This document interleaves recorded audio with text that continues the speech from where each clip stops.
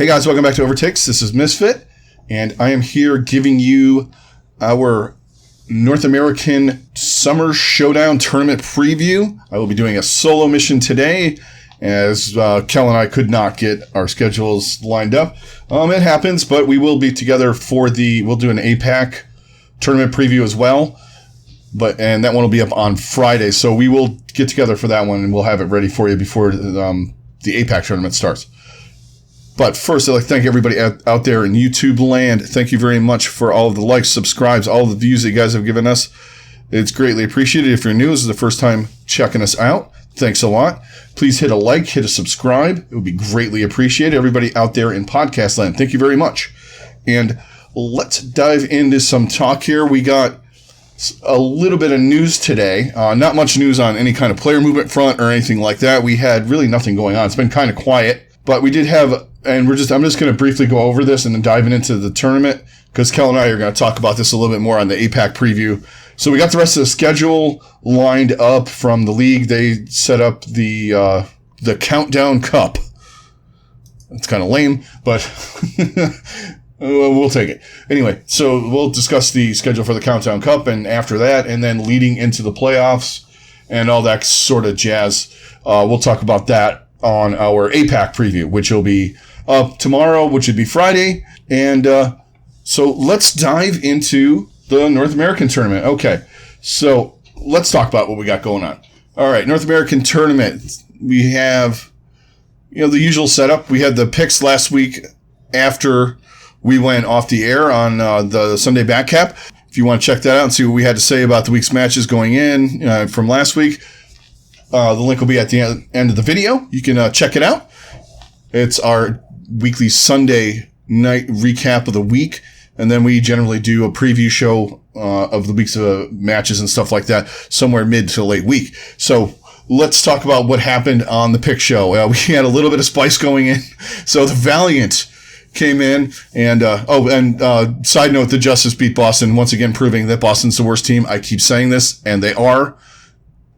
I don't care what you have to say about that they're better than X and they're better than Y. They're not. They're bad. The bottom three teams are terrible. Then there's a step up to Vancouver. Anyway, so the Valiant came in, and Packing 10 promptly said, we're taking Toronto, and they asked him why, and he said, because they're terrible. And he's not wrong, and in this meta, I don't see them, if they don't play sure forward, they're bad. If they play sure forward, they're average. Right now. So I don't think that believing in them is anything, believing them to be any better is going to ever happen this year. It's just a shame. They're the closest team to us, me and Kel here in Cleveland, and we were kind of rooting for them. I still root for them. I still watch them. But it reminds me of season 1 mayhem, with a team with swoosh and that whole scenario. A lot of good guys, a lot of fan favorite guys that were fun. But, they honestly aren't cutting it on the field, so to speak. Yeah, Packing 10 provided a little bit of spice there. And then we had the Gladiators picking Washington, which I don't blame them. The Mayhem took Houston, which this surprised me a little bit, but, I'll take it. Houston is good. They kind of frighten me a little bit right now, and I'm not going to lie. Houston looks good with Dante just carrying the crap out of them. And hydration on main tank. They look better.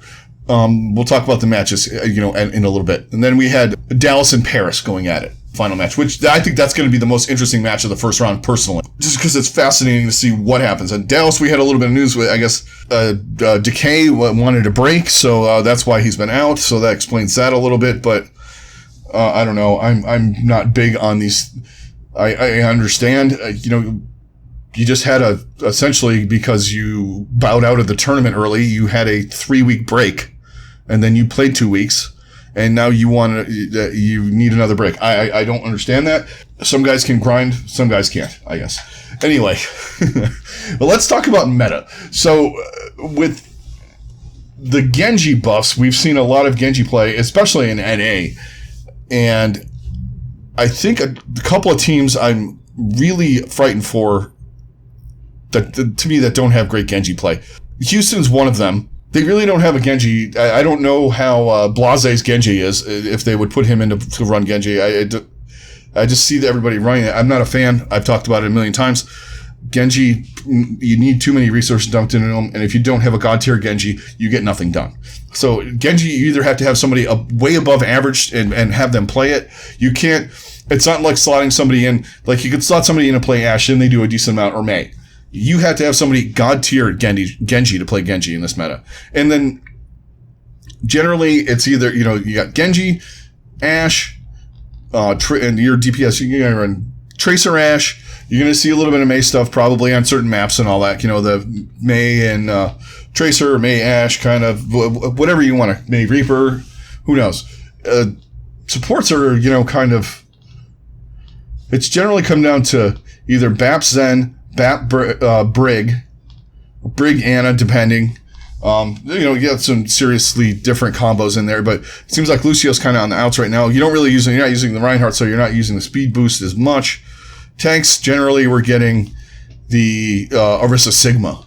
So we're running, the Orisa Sigma kind of shield tanks, double shield, whatever you want to call it, with a kind of a divey backline. Sometimes you're going to get Winston D.Va. You're also going to see D.Va, D.Va Orisa, or D.Va in general, just because of her, insanely good kit and all that, and the way she's working. They're not running on that experimental stuff that they were running this week, but if they put those in, you'll see a lot more D.Va. Trust me. But let's talk about some fun stuff here in this. Now, the match, I keep saying it's the fascinating match. And the reason why it's fascinating to me is I think these teams could do some damage if they get out of the first round. And I know you guys are probably thinking I'm going to say Houston, Florida. Whoever wins that match is going to do some damage. And they're probably going to be the last team picked. I'm not going to lie. Out of this bunch. Because they are kind of scary, especially if Dante goes off on Tracer, or, you have Yaki BQB and, Gargoyle and the boys going and doing what they usually do and take care of business lately. I think the Paris-Dallas match, one of these teams could do some damage. And here's why. First off, running Genji with Sparkle is insano. I mean, that is going to be your potential, we saw it last week. He is really, really good on Genji.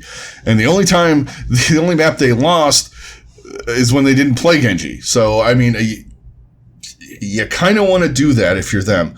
So, I know I harp on how bad it is, but when you have, like I said, you have a god tier Genji, you have your Sparkles, your Hacksaws, guys like that are just nuts on Genji. It's worth playing. If they're somewhere in the average range, to me, it's not. This match, to me, is going to bring any kind of surprise team. People are going to say Atlanta, but I don't find Atlanta a surprise team. In fact, I find them a disappointing. Yeah, they're kind of a disappointing team other than their rank at 2, because they haven't done anything. They beat up on bad teams and get curb stomped by above average teams. They're literally the difference between a great team, a good to above average team and a bad team. They're like the gatekeeper. I don't want to say gatekeeper because I don't know. They're not up and down enough for me to be like, oh, they could beat a good team. They could beat a bad team. They can't beat a good team, but they can beat a bad team. To me, they're not going to be a surprise team. Either Paris or Dallas. One of the reasons why I am leaning towards this is because, all right, we don't know what's going on with Decay for Dallas. With Decay, they're insanely good. Now, they also have a really good Genji, above average, to not quite on the level of like a Haxel Sparkle kind of player, and that's Doha. And he got a chance to shine last week, and he played really well. Now, if they can run this and make this work, and their tank line is really good. It's one of those things that people don't give them credit for. They just kind of do their job. I mean, yeah, they had an off week a couple weeks ago against Vancouver. They got absolutely smashed, and I don't know what's going on there with the whole Decay thing. I think there was a little bit of kind of not throwing, but like, what the fuck is going on kind of thing. It feels like Effect all over again with Dallas. Not quite on that level, but, you have a god tier player, and then all of a sudden they're like, yeah, out. And, they kind of covered it under the guise of bringing in, they brought in Onigod. He looked pretty good, though. I think that, it also helps them out if they do have to run double hit scan and Decay is like alive and well and, ready to play, they can do that. Like if you have to do a Tracer or Ashe, because Doha did not look good on Ashe, let's just be honest. That's not he's more of the projectile guy. So I do think they have a chance of making some noise. I've been high on this team all year. I like where they're going.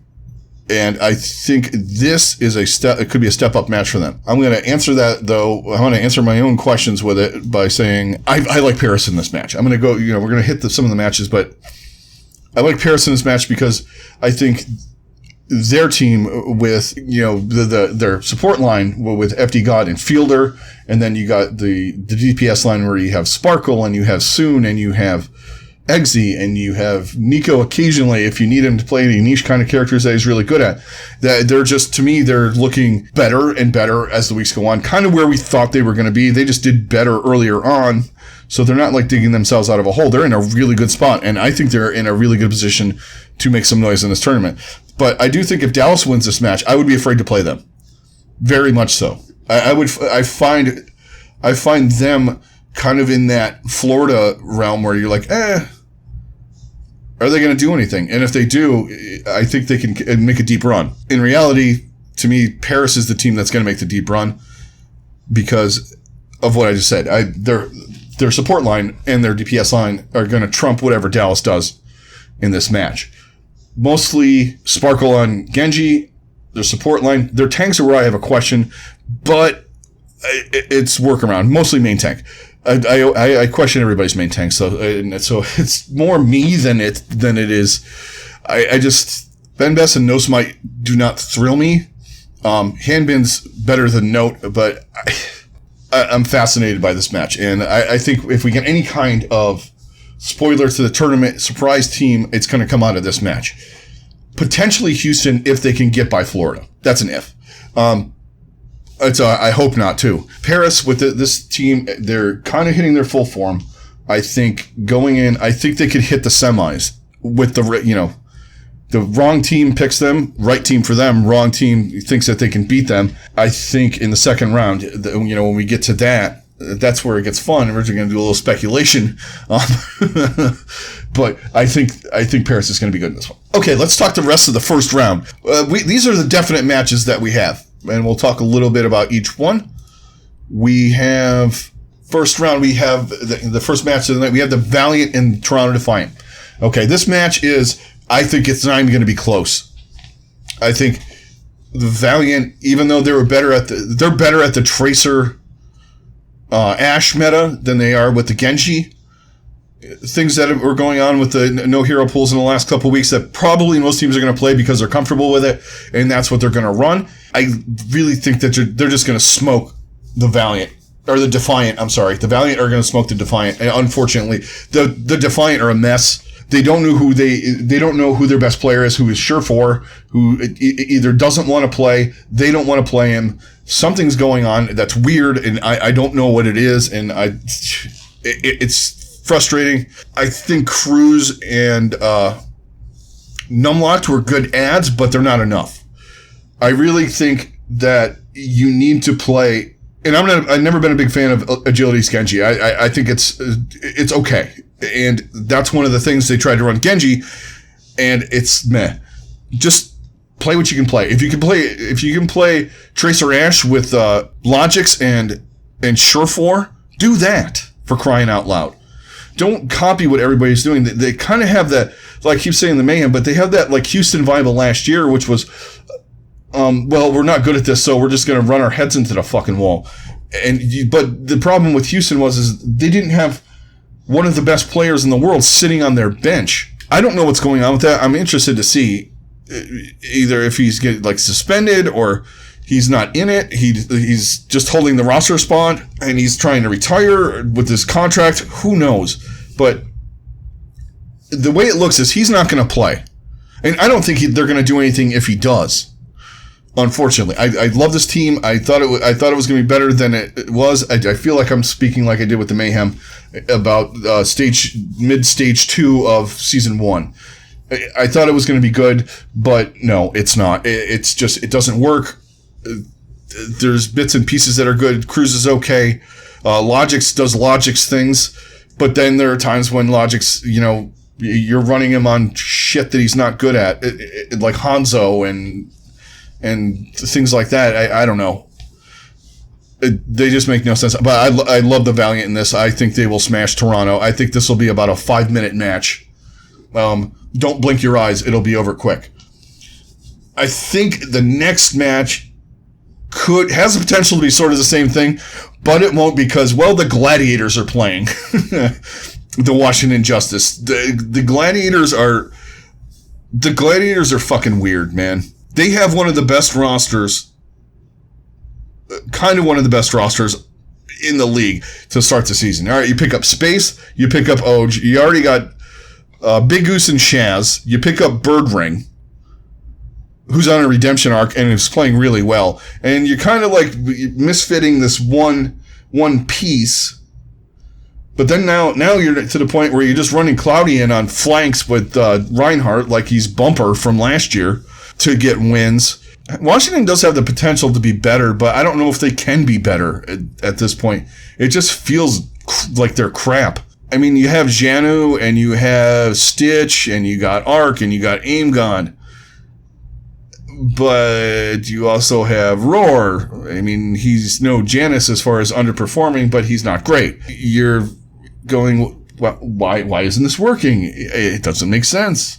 I don't think that's going to happen against the Gladiators. The Gladiators really need to do is they just need to put together, to me, with this lineup, they need to figure out if they want to be fucking shticky and doing all of these fucking weird things like flanking and all this crazy crap with your main tanks, or if you're going to run something solid and productive. You have one of the best, if not the best, off-tank in the league in Space. He's one of my favorite players. He is versatile enough to play any off-tank on the roster. He can play Diva, he can play Sigma, he can play Roadhog, he can play whatever you need him to play. I'm sure he can play Ball, I'm sure he can even play, Reinhardt if you wanted to do a double shield thing. But I just don't know where they're at, like, strategy-wise. It's like all over the fucking board. They're trying to surprise everybody all the time. Luckily, they're playing Washington, but Washington could give them a little bit of a fit here in that I think that they could take a map or two away from them and make this a little tight. I think, in theory, though, the Gladiators really just need to solidify themselves, get everything working, and take care of business. They can do that. They can win. They have that vibe of like some of those NFL teams, like the Houston Texans, and you look in the other. They get in the first round. They're the wild card game. They win the wild card game, but then when they play to really good teams, they just falter. And I feel that's what happens. And they shouldn't be faltering. They should have. Now they picked up Kevster, and they have Birdring. They can run a Tracer Ash. That you can run other things. I don't know how Mirror plays Genji or Kevster or anybody else on there. I didn't really get to see much of them last week, but they have the potential if they run a decent strategy. See, I'm a big fan of the Tracer dive comps that people have been running now, and now you could do that. Run that, see how it goes. You're playing Washington. Work your stuff out. You've had 2 weeks you've had a week of hero pools, and you have one match to figure out what you're doing. With no hero pools, I should say, which is a hero pool in itself. And, if you're better at running something like Echo, try that. I mean, Echo Tracer, who knows? Do something to me that works instead of trying to do weird ranked ladder stuff. That's all I got to say about them. Okay, so we discussed the Dallas-Paris match a little bit. Well, a lot of it. And mostly, basically to me, it's coming down to the DPS line of Paris taking over the match or Dallas's DPS line taking over the match. Paris has a better support line by far. I think FD God and Fielder are much better than anything Dallas is going to put out, whether it's Crimzo, Paintbrush, Closer. Who knows if they bring back Chip Zion? It doesn't matter to me. It's not going to work. I like Paris in this match, and that's where I'm at in this. Generally speaking, I think it's going to be a good match, though. Now let's talk about the last match in the first round, which involves my boys, the Florida Mayhem, taking on the Houston Outlaws. We're going to get a repeat of a couple of weeks ago. Actually, last week, I'm sorry. back-to-back weeks we're going to get Mayhem versus the Outlaws, and both teams played well in this match. They kind of countered each other. You know, Florida took 2 maps, Houston took 2 maps, and then Florida won the control map. And I guess Dante said they really didn't play too much of that control map, but I find that as an excuse sometimes to saying I'm not buying into getting rolled. To be honest, you played that map a lot in your lifetime. You know the ins and outs of it. Yeah, all right, so you didn't have the exact strat for that map, but I don't want to hear that. Even if my team said that, I would say the same thing. I don't want to hear that excuse. So what I think is going to happen in this is I'm hoping. Now, as a Mayhem fan, last week I don't want them to shoehorn Yaki Genji into every map. Mostly because I don't think Genji works as well on every map. You have maps with verticality. You have things like that are going to work for Genji's favor over Tracer. And Yaki can play both at a stupid high level. So that is also the benefit. You know what's going to work and what's not right now because you tried it last week. So I would like them to be specific in where they're putting Yaki or who they're putting Yaki on and let BQB do what he does. He plays an excellent Ashe. He can play anything else that, like any of the other hit scans that you need him to play. He can play 76. He can play Widow at a high level. Just let him do what you think fits in here and tailor Yaki to the map type as to whether he's playing Genji or Tracer, which then will bring you to what your supports are going to be. I don't like running Genji without an Ana because, yeah, he was getting some value out of the blade, but I like the Nano Blade better because it's a fight ender. And these guys do enough on Ana and Genji where you're not going to have to worry about them not getting 2 Nano Blade. Yeah, it's a disappointment when you get knocked out of it, but you get knocked out of a regular blade. As it is, I mean, he farms blades pretty fast. I just want to watch where they're going. Obviously, we have Chris going to be playing tons of Brigida, which I'm perfectly fine with. And going against Houston, I don't know what their support line is. It's Raucous Repel, no Jexay most of the time. I don't like that. Jexay is way better than either one of them combined. Like, you could put both of them guys into one support player, and Jexay is better. But I guess they would rather have Raucous playing Brig. I think Jexay's Brig is perfectly fine. Man, I think most of the focus for Florida's got to be controlling Dante. Because Dante went absolutely fucking ham on them. And he's a problem because he's a hard carry. He is a fantastic Tracer player. He can play a lot of other stuff too. Like if they need to go Sombra, they need to go do some other things. He can do that. He's the scary guy for me. Also, hydration has helped out a lot, and it's also hydration's play has made Meko play better. So I think their tank lines are almost even right now. I think they all have their points and counterpoints as whether or not they're good or not. I like the synergy better between Fate and Gargoyle right now than Hydration and Meko, but I think it'll be there. Like in the August tournament, I would really watch out for Houston. I think they're going to be really scary if they get that support line solidified. Also, Linkster has been playing a lot better for them. That is a key. The one thing I'm worried about is Genji with them. Like I said before, I don't know who their Genji player is. That's all I seem to be saying is who the fuck's playing Genji, and it's annoying because anyway. So obviously we know who I'm picking in this match, and it's not Houston. We're gonna go with the Mayhem in this one, and then I'm just gonna run down now. Kel gave me his, and he basically his little bracketology, and you're going on speculation in this. We're gonna wrap this up in a little bit. You're going on speculation. You're going on San Francisco's going to pick X, Vancouver's going to pick this, and Philly is going to pick that, and Atlanta. You're trying to figure out who's going to pick who. So it kind of makes it even more speculative than a normal bracket where you're going, all right, if the Valiant win, they move on to the Shock. If the Gladiators win, they move on to Vancouver. It's not as cut and dry as that. Kel basically went with the favorites. He has the Shock taking it all. Philly, Atlanta, and the other semi. I mean, everybody's going to... Who's going to beat the Shock? Is anyone going to beat the Shock? That's the when we get into this. Can anyone give them a fight? I don't know. The only way you're going to do it is if you do something weird. Because if you're playing straight up against them, and you have to do it weird you have to do like 9 weird things. They're like the Borg. They adapt.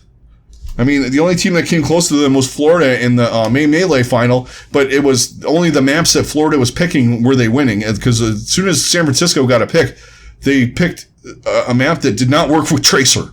And then San Francisco, being the team that they were, beat them in a map that Florida picked and then just ended it. It was, it was kind of all right, we know what you're doing now, and that's just how they play. But my tournament goes thusly. Obviously, I think the Shock are going to take, I think, if they pick in order, last time they picked kind of weird, but if they pick in order, I think the Shock are going to take the Valiant because they're going to want to get rid of them, potentially. And they know them really well. Then I think next week, if we go in order, we have Atlanta. I think Atlanta's going to take Florida. This is why I say this. They want revenge. Atlanta's playing better, and I know I think they feel like they got memed on last time, and those guys are cocky. They're playing well. I mean, Baby Bay has been playing out of his mind on Ash and a couple of the other hit scans, and Edison and Urster have been actually playing really well. So their DPS, I think, is fine. The Urster plays mostly May, which is odd. I thought maybe we get more out of that than making him a May specialist, but I think they take Florida for their revenge factor thing. Then we get to Philly. I think Philly takes the Gladiators because I think they know they will crush them because they have them, like those teams like that, figured out. They haven't figured out how to beat teams like the Shock that are just, a couple of ticks above them. One of the only teams. I mean, obviously we haven't seen them play Shanghai or anything like that. And then I think Vancouver's going to get stuck with the Dallas Paris winner. If Dallas wins, that might change some things up. But in my eyes, Paris is going to take on Vancouver. Then my semis are San Francisco, Paris. I think Paris will beat Vancouver, and obviously the Shock. And then Fusion, Mayhem. You know what? I'm going to change it up. I think the Fusion beat the Mayhem this time to go to the finals to play the Shock, who then absolutely demolish the Fusion in your final. I don't think there's going to be too many upsets. I do think Paris getting the semis is good for Paris. I think they're about there. They could surprise San Francisco, but San Francisco's going to do what they do. And they could go down 0-2. They could be 2-1 down, after 3 maps, but they will figure it out and they will win. They have too many good guys on that team. They play too many different strategies and styles and counter styles, and they can do just about anything with this roster. And they all play at a high level. They all buy into what Krusty does, and I think they're just going to win.